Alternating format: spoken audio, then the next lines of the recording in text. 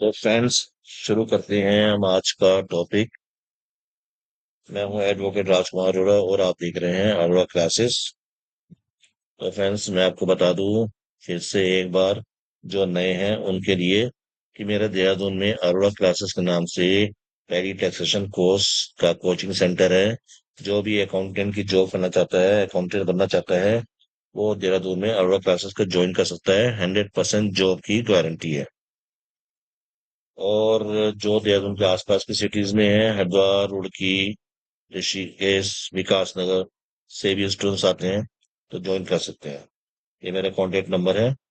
और फ्रेंड्स, जैसे कि आप सबको पता ही है कि मैं अकाउंटेंट के लिए या अकाउंटेंट की जो तैयारी कर रहे हैं और साथ में जो टैक्स कंसल्टेंट है या फ्रीलांसर वर्क करते हैं, उनके लिए वीडियो बनाता हूँ अकाउंटिंग से रिलेटेड, टैक्स से रिलेटेड। तो आज का टॉपिक हमारा उसी केस में है, कैश फ्लो स्टेटमेंट बनाने का। कैश फ्लो स्टेटमेंट कैसे बनाते हैं और कैश फ्लो की थोड़ी सी स्टेप क्या है, ये मैं इस वीडियो में समझाऊंगा। जो भी चैनल को फर्स्ट टाइम देख रहे हैं, पहली बार देख रहे हैं, चैनल को सब्सक्राइब कीजिए। अगर आप अकाउंटेंट की तैयारी कर रहे हैं, अकाउंटेंट है ऑलरेडी, अपनी नॉलेज बढ़ाना चाहते हैं, या आप फ्रीलांसर वर्क करते हैं, आप टैक्स कंसल्टेंट हैं, तो आप चैनल को सब्सक्राइब कीजिए। हम बढ़ते हैं अपने वीडियो की तरफ। तो हम एक केस लेंगे, एक क्वेश्चन लेंगे हम, और बनाएंगे कैश फ्लो स्टेटमेंट। बहुत सारे जनरली लोन डिपार्टमेंट में भी, कहीं पे भी, ये कैश फ्लो स्टेटमेंट की बहुत जरूरत पड़ती है। कि जनरली आप कहीं काम कर रहे हैं तो आपका बॉस ये पूछ सकता है कि भैया मेरे कैश कहाँ आ रहा है, कहाँ जा रहा है। कईयों को पता नहीं चलता बॉस। कई बार ऐसा होता है कि हम किसी प्रोवाइडर के पास काम कर रहे हैं, तो वो कहता है कि यार प्रॉफिट तो मार्जिन में सही हो रहा है, लेकिन कैश मेरा कहाँ जा रहा है। तो ये सब चीजों का जवाब जो मिलता है कैश फ्लो स्टेटमेंट से मिलता है। तो आप बना सकते हैं कैश फ्लो स्टेटमेंट, दिखा सकते हैं उनको कि सर ये आप कैश इस तरीके से यहाँ पे आया, यहाँ पे लगा। तो शुरू करते हैं। On the basis of the information given by Arandhana limited, prepare cash flow statement for the year ending 30 March 2024। Balance sheet दे रखी है हमारे को। Equities and liabilities, share fund, share capital, reserve surplus. Reserve surplus का मतलब होता है एक तरीके से प्रॉफिट का हिस्सा होता है। ठीक है। तो ये दे रखे हैं 31 मार्च 2025 का, 31 मार्च 2024 का, 2 साल का। Non current liabilities, long term borrowings. Non current liabilities, long term borrowings है हमारी 2 लाख रुपए की, 4 लाख रुपए की। Current liabilities, state papers. State papers का मतलब होता है हमारा सैलरी क्रेडिटर्स, या और भी कुछ चीज होंगी इसमें, बिल्स पेबल वगैरह। अब इसके जो नोट्स हैं ये देख लेते हैं हम। शॉर्ट टर्म प्रोविजंस 4 नंबर पे है, 3,20,000, 3 लाख रुपया। एसेट में है, नॉन करंट एसेट्स है, फिक्स्ड एसेट्स, टेंजिबल जिसे छू सकते हैं, 5 नंबर पे है। इंटेंजिबल एसेट्स ये है 6 नंबर पे। लॉन्ग टर्म्स लोन एडवांसेस, ये हमने 4,30,000 और 4 लाख रुपए के एडवांसेस दे रखे थे हमने। करंट एसेट्स में इन्वेंट्रीज यानी स्टॉक पड़ा हुआ है हमारे पास, और ट्रेड रिसीवेबल्स है, कैश एंड कैश इक्विवेलेंट्स हमारे पास पिछले 2024 में 265 का था, अब 298 का होगा। अब आ जाइए नोट्स में। रिजर्व सरप्लस में देखा था आपने कि क्या चीज थी। रिजर्व सरप्लस में मैंने कहा था प्रॉफिट, प्रॉफिट का हिस्सा होता है। तो प्रॉफिट पड़ा हुआ 3,50,000 रुपये पिछले साल का है, 3,70,000 रुपये साल हुआ है। लॉन्ग टर्म बोरोइंग्स नंबर 2 था, जिसमें 10% डिवेंचर। लॉन्ग टर्म बोरोइंग्स यानी कि जो हमने उधार लिया है, पिछले साल 4 लाख रुपए का था, इस बार 2 लाख रुपए का। ट्रेड पेबल्स मैंने जैसे ही कहा था, सिंडिकेटर्स हो सकते हैं, बेस पेबल हो सकते हैं, तो सिंडिकेटर्स और बेस पेबल है। और आ जाइए short term provision. Short term provision दो तीन कई चीजों का होता है। जनरली यहाँ प्रोविजन फॉर टैक्सेशन है, ये टैक्स के लिए प्रोविजन कर रखा है। 3,25,000 रुपए का, 3,20,000 रुपए का इस साल। Tangible fixed asset machinery less provision for depreciation minus करके दिखाया है। इनटेंजिबल फिक्स एसेट जो पेटेंट्स, गुडविल वगैरह होती है, लेकिन यहाँ से पेटेंट्स है। और एडिशनल इन्फॉर्मेशन है, debentures were redeem on 1 April 2024, tax paid during the year 2,80,000। तो आते हैं हम इसके सॉल्यूशन पे। सबसे पहले एक एक्टिविटी से बनाएंगे आप cash flow from operating activities. अब मैं आपको समझा देता हूँ ऑपरेटिंग एक्टिविटीज का मतलब क्या होता है। ऑपरेटिंग एक्टिविटीज यानी कि जिस एक्टिविटीज से बिजनेस किया जाता है, जिस एक्टिविटीज में बिजनेस कर रहे हैं, ठीक है, तो वो ऑपरेटिंग एक्टिविटीज है। यानी कि हम कैसे बिजनेस कर रहे हैं, अगर हम ट्रेडर हैं तो सेल परचेज, ठीक है, और साथ में इसमें हम करंट एसेट्स, करंट लाइबिलिटीज वगैरह भी लेते हैं। अब सबसे पहले इसमें दे रखा है net profit before tax and extraordinary items 2,95,000। जरा थोड़ा सा बैक चल जाइए आप, मैं आपको बता दूं। ये 3,50,000 रुपये, ये 3,70,000 रुपये प्रॉफिट। तो 2,97,000 कहाँ से आ गया? तो 2,95,000 कहाँ से आ गया? सबसे पहले मैंने इसकी वर्किंग बता देता हूँ कि 2,95,000 रुपये हमारे पास आया कैसे है, क्योंकि ये बहुत इंपॉर्टेंट है कि वर्किंग करनी इसके लिए। अब देखिए, net profit as per profit and loss account. Profit and loss account में 20,000 रुपये प्रॉफिट था। मुझे फिर से वापस आना पड़ेगा आपको बताने के लिए कि प्रॉफिट कितना का था। ठीक है, तो हमारे पास देखिए, ये रिजर्व सरप्लस कितने थे? 350 से 370 के हो गए, यानी कि 20,000 रुपये का इस बार प्रॉफिट हुआ है हमारे को। तो वापस आ जाइए। ठीक है, net profit as per profit and loss account 20,000 रुपये हुआ था, यानी कि पिछले वाले में से, करंट में से प्रीवियस ईयर का माइनस करने का। Tax provided during the year, 2,75,000 रुपये प्रोवाइड करा टैक्स, तो 295,000 तब आया। अब आता है टैक्स कैसे प्रोवाइड करा। तो सबसे पहले इसके लिए एक और वर्किंग बनाएंगे आप, provision for tax account. Provision of tax, जो प्रोविजन बना रखा था इसने टैक्स का, 3,25,000 रुपये ओपनिंग। आप ओपनिंग को यहाँ दिखाएंगे क्रेडिट साइड में, और क्लोजिंग को यहाँ दिखा देंगे 3,20,000 रुपये। ठीक है, तो बैंक अकाउंट इसने 2,80,000 रुपये पेमेंट करते दिखा रखा था। अब एक बार दिखा देता हूँ मैं आपको, कहाँ दिखा रखा था। ये है tax paid during the year 2,80,000, 2,80,000 रुपये। तो हमने क्या करना है कि टैक्स पेड 2,80,000, क्लोजिंग दे रखा है, ओपनिंग दे रखा है। तो इन दोनों को ऐड करेंगे, 6 लाख माइनस 3,25,000, 2,75,000 रुपये प्रॉफिट एंड लॉस अकाउंट में बैलेंसिंग फिगर गई है। तो 2,75,000 जोड़ देंगे, तो हमारे पास 2,95,000 का प्रॉफिट हुआ है। यहां से हम स्टार्टिंग करते हैं क्वेश्चन की, कि हमारे पास ऑपरेटिंग एक्टिविटी से प्रॉफिट सबसे पहले स्टार्टिंग से हुआ है 2,95,000 का। इसमें एडजस्टमेंट करेंगे non cash and non operating items.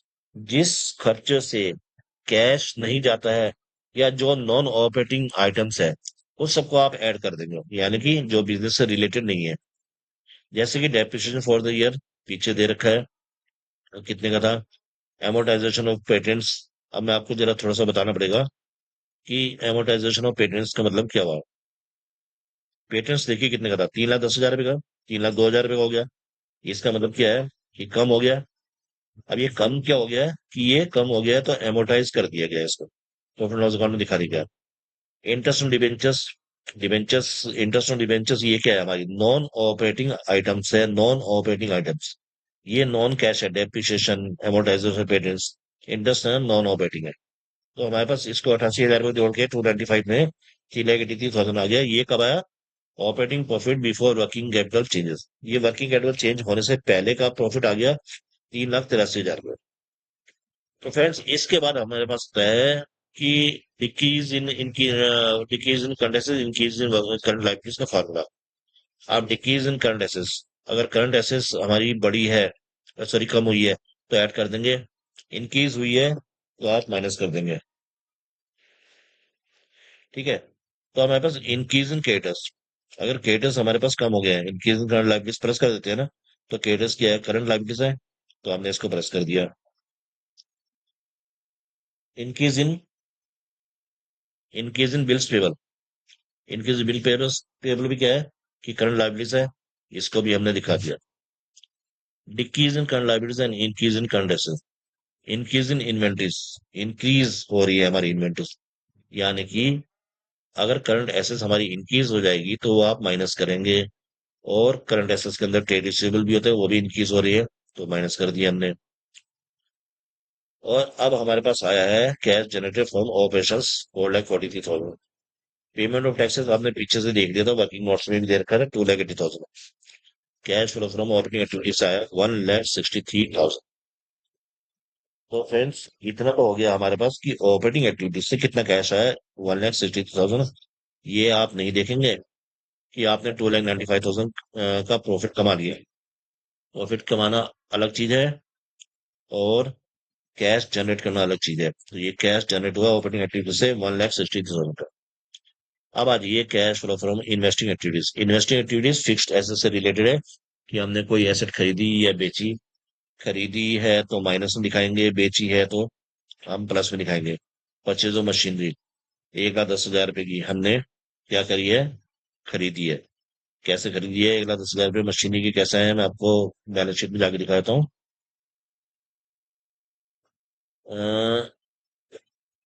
Tangible assets 5 number पे जाते हैं हम।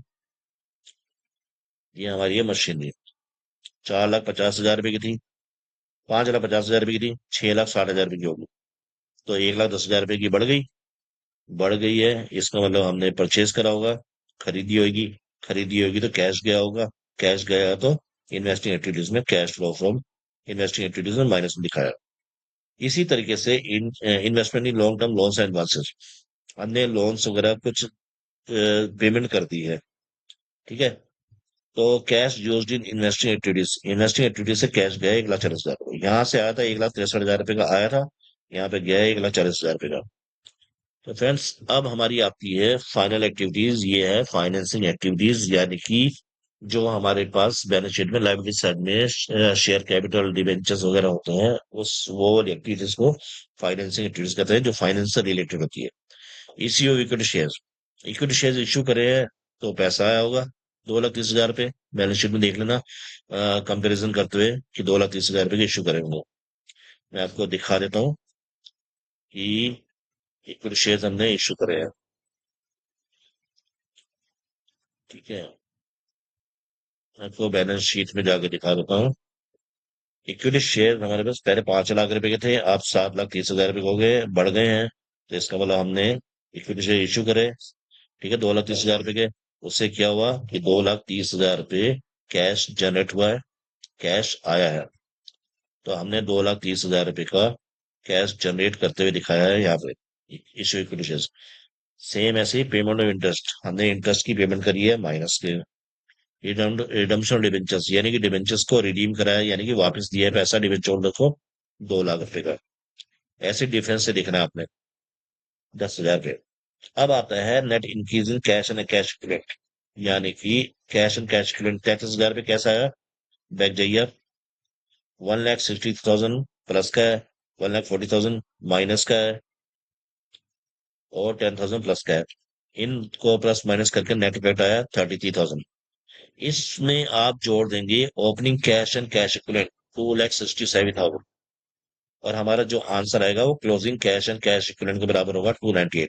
अब मैं आपको दिखा देता हूँ कहाँ पे है हमारे पास कैश एंड कैश इक्विवेलेंट्स। ये कैश एंड कैश इक्विवेलेंट, तो जो नेट इफेक्ट आया था तीनों का, उसमें हमने 2,65,000 जोड़ दिया था, तो हमारा क्लोजिंग आ गया 2,98,000, जो कि हमारे इसके हिसाब से टैली हो जाना चाहिए। जैसे बैलेंस शीट टैली हो जाने पे हमें पता चल जाता है कि हमने बैलेंस शीट सही बनाई है, इस तरीके से कैश फ्लो स्टेटमेंट में क्लोजिंग कैश बैलेंस आ जाने से 2,98,000 हमें पता चल जाएगा कि हमने कैश फ्लो स्टेटमेंट सही बनाया है, 2,98,000। तो फ्रेंड्स आज के लिए इतना ही। जो भी चैनल में न्यू है, चैनल को सब्सक्राइब कीजिए। अगर आप अकाउंटेंट की तैयारी कर रहे हैं या फ्रीलांसर टैक्स कंसल्टेंट हैं, और मिलते हैं नेक्स्ट वीडियो में। बताता हूँ मैं आपको नेक्स्ट वीडियो के लिए कि कौन सा टॉपिक लेके आता हूँ। और अगर कोर्स ज्वाइन करना है तो अरड़ा क्लासेस ज्वाइन कीजिए। टैली टैक्सेशन कोर्स कराया जाता है, 100% जॉब की गारंटी है आपकी। थैंक्स फॉर वॉचिंग वीडियो, मिलते हैं नेक्स्ट वीडियो में।